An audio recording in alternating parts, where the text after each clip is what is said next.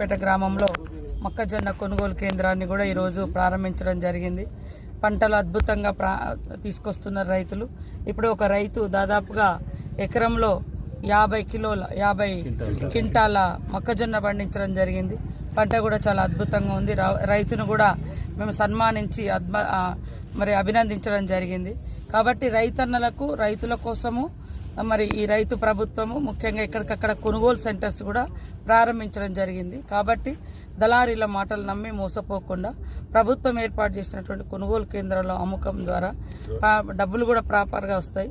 అదేవిధంగా 2400 ఇప్పుడు 2400 రూపాయలు కింటాకి ఇవ్వడం కూడా జరుగుతుంది. కాబట్టి మరి మధ్య దళారులను నమ్మి అటు ఇటు మోసపోయి మళ్ళీ తర్వాత ఇబ్బంది పడే పరిస్థితి రావద్దని అడిగిందే తడువుగా మరి మన ముఖ్యమంత్రి గారి ఆదేశానుసారం మన వ్యవసాయ శాఖ మంత్రులు కూడా తుమ్మల నాగేశ్వరరావు గారు ఎక్కడికక్కడ మరి కొనుగోలు సెంటర్స్ కూడా ఇవ్వడం జరుగుతుంది.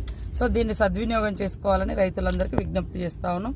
ఈరోజు మహబూబాబాద్ జిల్లాలో వివిధ అభివృద్ధి కార్యక్రమాలు ముఖ్యంగా మా మహిళా శిశు సంక్షేమ శాఖలో అంగన్వాడీలకు సంబంధించి సెల్ ఫోన్ల పంపిణీ కానీ అదేవిధంగా పోషణ్ పక్వాడా అనే ప్రోగ్రామ్ను ఏదైతే పోషణ్ మాసం లాగా మనం చేస్తున్నామో అంటే పిల్లలకు మంచి పౌష్టికారాన్ని అందించేటువంటి కార్యక్రమాన్ని కూడా ఓల్డ్ ఏజ్ వాళ్లకు ప్రణామ్ డే కేర్ మల్టీ సెంటర్ను కూడా ఏర్పాటు చేయడం జరిగింది.